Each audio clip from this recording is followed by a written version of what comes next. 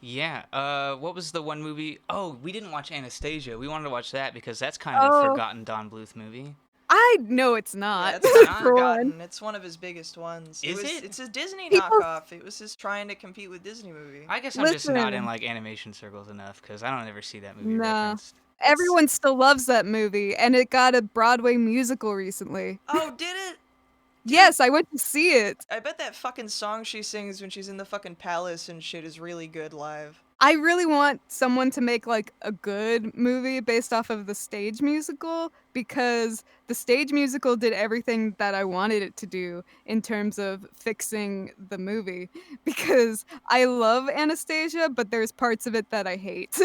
Does it And have to do with Rasputin mostly? yes. Yeah, that's what I Oh thought. my god. Like, Anastasia is a fascinating story, but they wanted, like, a Disney-esque villain, and Russian Rasputin mysticism. oh my god, Rasputin is terrible in terms of history context and just bafflement. Oh yeah. I mean, honestly, if like America and Russia weren't both white, I would call it one of the most racist fucking Disney villains because he's such a stereotype. Everything about him is such a It's fucking Rasputin, the Yeah. historical villain. Like, what are you Ugh. doing? You're making him a magic man. He You're wasn't even making like him a a magic villain in real man. life. He was just sort of like, He was just sort of crazy with a yeah, cult. he just had a cult and was there and was kind of like, I kind of And don't peop like the dad, but whatever, I still fucking work with these people. And fucking and everybody took that and was like, oh, you fucking monster. he was only, like, murdered because it was rumored that he was sleeping with the queen, and everyone didn't like the fact that he was sleeping with their wives. Russia's So, greatest love machine. yeah. He had a magic dong. That's what he told people. Wow. Is is But, is Bartok in the musical? no, he is Damn it! not. Bartok sucks too, Well, then okay? there's no fucking point in talking about this then. It's a dead fucking No. bee. The musical instead it has a Bolshevik soldier who is the villain. It's much more historically accurate and also like it's very rich in history and also more dark somehow.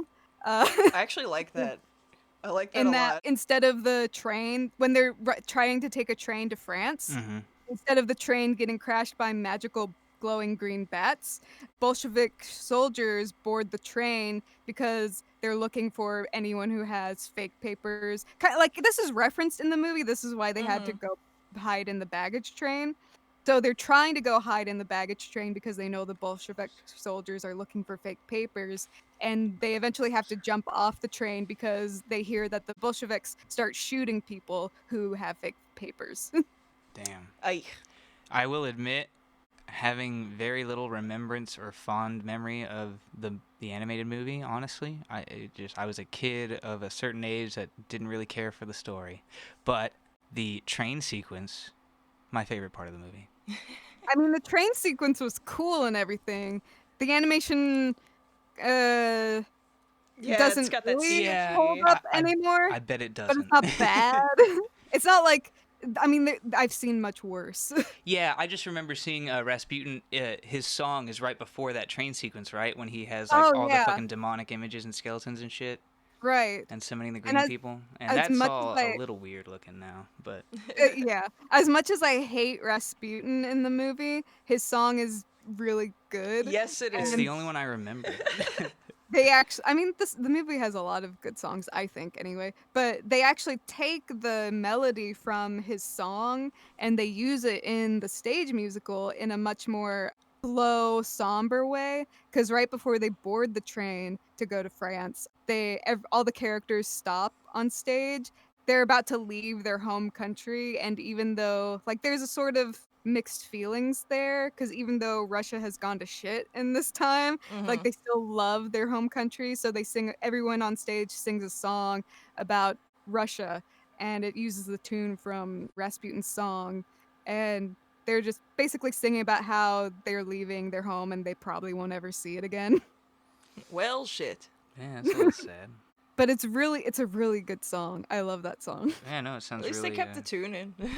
Yeah, and it works really well in the slow, somber way. But Yeah, yeah, I'm the trying to musical sounds imagine pretty it, heavy. and it's just kind of like it's so bouncy and kind of like happy to be evil that it's hard to imagine it as a Right. somber home leaving song, like a Is it like a journey little of slower balance. tempo, or is it Yeah, this? it's Okay, that might be why. it's still the same key, I think, because it's a minor key, but it's just a slower tempo and the notes are just dragged out. Yeah, I could see how that could maybe make it a little more somber, darker, broodier. I can see it. It's just hard to imagine. You know what I'm saying? Because I'm so used to that song and the fucking little piano that fucking comes on and shit, and, and it's so 80s sounding in the back, and then the bugs with the ooh wow, ooh, and, The like all that fucking shit. bugs. I don't know that I've actually like seen a musical, aside from the ones that you've done for, small stage performance plays like for school. For a musical production like that, they have like what, an orchestra? Yeah, they have So that an probably orchestra helps pit. with the mood very greatly. Mhm. We did have a box theater though, which was pretty cool. I like doing shows in there. Oh yeah, I remember that. Yeah, that was cool. Very more intimate. Yeah. I did my first main role on that in the box stage. Hell yeah. I'm not a That was theater student. I thought you were going to say mainline. I tried heroin for the first time in college. Nope, I've never done heroin. Well, you're missing Sorry to out. disappoint. Most of this country doesn't know what they're missing. Um, uh, back to animation. you were wanting to talk about forgotten ones, Yeah. like I guess the Last Unicorn. Do you think that's a forgotten one? I don't. Well, it's not forgotten by the people who loved it or the people who read the book, but it's really forgotten by society as a whole because it is no longer the 80s. Yeah, I and had I had never heard of that movie before. Yeah, it it's doesn't surprise me. yeah, it's crazy. I'd never heard of it either, and then I googled it today, and there's like an article on Wired.com about how the Last Unicorn's really good from like yesterday, and I was like, Wow. what the fuck? Underrated, man. Maybe it's because it's streaming. It talks about a lot of the 80s animated movies from that time. They're like The Black Cauldron, and I forget what the other one was. It might have been Transformers. I forget. The Last Unicorn, the animation style. I don't know if this is because maybe the same company worked on them or if it's just the style of the 80s, but the animation really reminded me of the animated Hobbit movie. Yeah. Mm. You mean like the colors and the style? I think she Yeah, means like more like the faces and shit, like those big eyes yeah, with the little lips and everything that are kind of like curled, you know, kind of American-y looking, almost like Rankin Bass characters from like the clay animated shit with the big yeah, fucking. kind of all of the above, like the colors and the way they drew the faces and Mm. stuff. I like that in Last Unicorn they use like these transitions that are like old tapestries from medieval Europe that are Oh real. yeah. Like a lot of those paintings that they used are real famous paintings that are super super old from like the fucking 16th century and shit. Mm. Back when people thought unicorns were real. And that's a lot of the book too, is like people forgetting that all this shit is real and getting too caught up in industry and the changing world and shit. And I think some of Mhm. that makes it into the movie, but it's really not the message at all. Yeah, I don't know what the message of the movie is, honestly. I think it's just don't be human and Don't be human. fuck that one If you guy. can be a unicorn, be a unicorn. True. Can I just say the voice acting in this movie kind of atrocious? Jeff Bridges, worst Jeff Bridges performance I've ever fucking heard. I almost forgot it was him. The only one Christopher who's any Lee. good in the movie is Christopher Lee as the king. What about the girl who plays Molly? She's That's okay. just kind of how all 80s movies sounded, I think. I like Smedrick. I like Schmedrick's voice actor. I think he does an Yeah, okay I like job. Schmedrick too. I don't I know. like Mommy Fortuna too, and her voice actress and everything. You know, really the only characters that I think are like unforgivably wooden are Amalthea, but she's kind of supposed to be like that because she's like an alien, and the fucking prince, who is Yeah. literally a block of wood. You said it's like kind of like what 80s voice acting of the era, I guess, was like. I feel like I've seen a lot of 80s, well, not a lot, but I've seen 80s movies, animated movies that just sound like that. It just seems like why would you get big names of that era like fucking Jeff Bridges and Mia Farrow? True. to fucking just suck dick on the mic for 2 hours. I don't know. It's a classic. It's always astounding to me when I find an animated movie that I've never heard of and it has all these famous people in it who Right. are probably glad that no one knows that it exists. But maybe not with The Last Unicorn because it was actually pretty good. I But also think, do you think it might have been intentional? It's just a little off-putting. It's not like their voice acting, like when you said Schmedrick, his voice acting's not bad. It just kind of makes him seem like a little, I don't want to say They wanted stupid. it to be like a fairy tale on film. So if you're reading a fairy tale to someone, that's kind of how you would read it. Because Schmendrick, when he's like, forgive me, lady, I don't mean to dishearten you or whatever, like, he kind of says it like somebody reading it from a book, you know what I mean? And all of it kind of happens like that. Why I was really bored with the movie is I don't find any of the human characters in that movie likable at all. Damn. not even Schmedrick. Not even Schmedrick. Oh, I love Schmedrick and I love Molly. Molly's one of like the most relatable characters. Yeah, Molly's probably the closest to likable in that movie because she's Molly- actually like a kind of an action taker. Like she's, while everything is kind of not happening and they're just kind of like, oh, what are we gonna do? She's actually trying to get shit done. Well, because she's the Right. only one who really kind of knows what's going on. You know, Yeah. she's kind of the more streetwise, forest-dwelling chick who lives with all these ruffians and shit. Mm-hmm. I Like- liked Molly most of the time, but sometimes her attitude for most of the time was entertaining, but sometimes it got annoying. Well, it kind of struck me as like that female anime character that gets annoyed and bitchy, you know, like the Dragon Ball mom. Like Chi-Chi. Dragon Ball on Chi-Chi. Yeah, you know, I didn't watch that show, but I've seen just this kind of like You've seen the female memes. character who gets like offended and upset and will fucking run her mouth, and like I get that vibe from her every once in a while, and I'm just like, okay, pipe down, but that's about it. But Schmedrick is kind of just like a I don't know. He seems like good natured and well intentioned, but also pretty fucking sort of dumb fumbling. and kind of like, oh yeah, look at me, I'm trying to be a wizard. And I guess that's his character, is like he has to learn that, like, you know, he has a lot to fucking learn still. I don't know, because he does kind of like take charge because he feels like I'm the man, I gotta do something here, and Well, turns they her into also a fucking ask him human. to occasionally. They're like, dude, you're the wizard, do something. Yeah. He's like, fuck, I am, but Like, fuck. magic doesn't work half the time. Yeah. I like how he even kind of introduces himself as this fucking shitty wizard who just entertains lines of people going to see this crappy carnival run by an old hag. Like, he doesn't really have a lot of prospects, but he still fucking tries. Does Schmedrick end up? I forget the end. Does Schmedrick end up saving the unicorn, or does Molly? Who does save the unicorn? The unicorn saves the unicorn by the end of it. She fights off the fucking bull, and they're like, look, they all ran into the water and shit. Like, she kind of realizes Freeze all what's up. the unicorns from the ocean. Yeah, she experiences humanity long enough to retain some of it, and even though this isn't really portrayed well in the movie, in the book it explains it a little bit more. Her being partially human by the end of the movie is why she's able to do what she's able to do. Interesting. But it's not explained very well on film, I don't think. They didn't really get into it too much. Yeah. Yeah, the human thing was just kind of a thing that happened. Yeah, they make a good point when it happens of being like, oh no, this is bad, but they don't really, Yeah. get into why. Because in the book, it's like, once they start losing all of their immortal memories and shit, they start losing their mind, basically. They start suffering and dying in a human body, just like everyone else, and they become this Yeah. imperfect creature who once was something greater, and it's like unbearable to them. Right.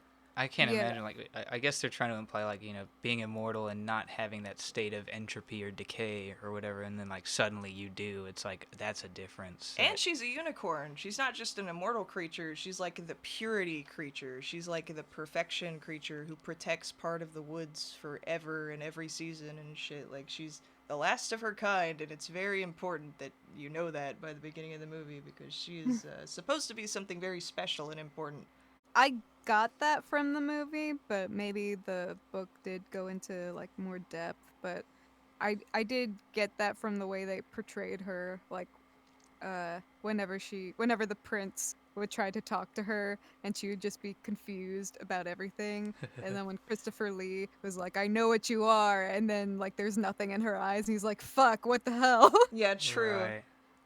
It's like, oh wait, dead human eyes. I've seen these before. What I like the part near the beginning where she leaves her forest and this dude runs across her and he's like, "Oh, what a nice horse," and then she's just like, "What the fuck, a horse? Fuck you."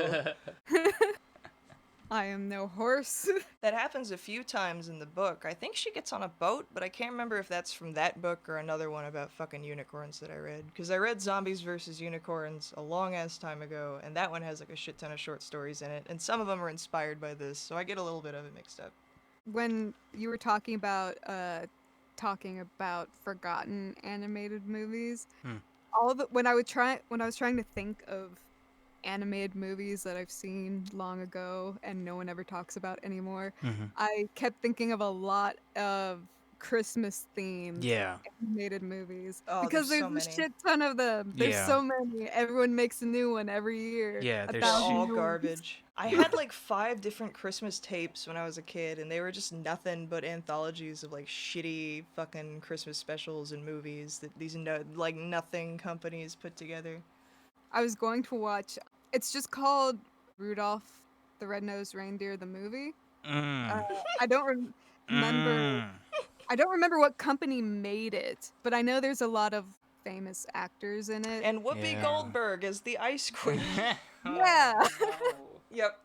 I remember our grandma had it on Yep. VHS and we would watch it, The or I big would watch it. clamshell case. John Goodman as Santa Claus, which is actually pretty good casting.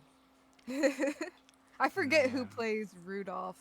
I just remember the opening would play that Beatles song. Yes. Is it a Beatles song or is it just It's I think it's Beatles? McCartney. Paul McCartney. Yeah. It was either Paul McCartney or who cares? The It other was one. one of the Beatles. It was probably Paul McCartney because by that time, I mean, this came out like after John Lennon's death, right? I mean, the only one they would ask, I don't think they'd ask Ringo. Sorry. I don't think he made it for the movie. I No, it think came out before. Oh, the it was just a movie. Yeah. song that they Yeah. just had It was the just rights a to. song But about it's been Christmas. around since like the 80s, 90s. It hasn't been around that long. Oh, Santa Claus. Oh, I'm sorry, Paul McCartney's fucking Oh, Simply having having a one. Oh, that wonderful song sucks time. ass. Oh, you don't like that one? All Christmas songs suck ass. No, but I mean Aw. specifically like that era of rock and roll fucking legends. Like You don't like the keyboard part where it's all whap whap whap whap whap whap. most Christmas songs, especially when they're done by like legends You're- in music, are fucking atrocious. Damn it. They're like Christmas movies. They're really simple, easy to make. Everyone gets a bunch of money from them, and no one likes them. Right. And sometimes they last into perpetuity. Like fucking, for some reason, Mariah Carey just has the best Christmas fucking album, True. according to so many. True. And I Because you know what? Oof. It's the only one I can hear like in public where I don't groan immediately. The only version of that song that I kind of like to listen to, you know how they do all these mashups online? mm-hmm. There's a mashup of Mariah Carey's All I Want for Christmas Is You and The Black Parade. Oh, Oh, yeah, yeah. I've played that And fucking. it's pretty good. It is pretty good. I can't hate. That's a good Christmas jam right there. The fucking mashup. That's what the Christians did for all the pagan songs and shit. All those old medieval songs. They just stole them and made them about Jesus. The original mashup artists, all Christians. I mean, that's what Christian alternative songs do today, too. Or they did in the 90s anyway. They just take famous songs and add the word Jesus to it. That's literally a South Park episode. It's the whole fucking episode. Just I remember that episode. you take all the But they words do about like that. baby and replace it with Jesus. That's what they did. I heard so many Christian songs when I was little that I didn't know were actual like famous songs. I just knew the Christian version of them. Yeah. I've And they would just like have alternative rock bands and stuff, like bands that were coming up and artists that were coming up that were just like, you know what, we want to break out and we know how to do that. We'll just, accept that we're going to be sold in Christian bookstores, even though we're not exactly Christian in our lyrics. Someone's mom will like us. Switchfoot. Anyway. Yeah. I don't know a single Christian band. I have nothing to contribute to this. There was a lot I'm of them. pretty sure you know a Christian band that is not really Christian, but they are. It's probably around half of them. Oh no. Who? What? Like, if- Skillet. Skillet, yeah, dude. Ugh, I mean, I guess I've heard of Skillet, but I've heard of a few Christian bands that just told me about. I've never like listened to any song. by a Christian band that I can fucking remember. I'm sure I have Um, listened to some songs, but I don't fucking remember a single Christian song I've ever heard that I Like can I've met recall. hardcore metal bands that are like actually Christians that make Yeah. like Christian music and shit. And then I know about bands like As I Lay Dying or something that are just like we take the Christian label just cuz we want to be popular but we don't actually believe this shit. It's the big fish, little pond thing. Yes. Yep. I I would do it mean, too if I had a band.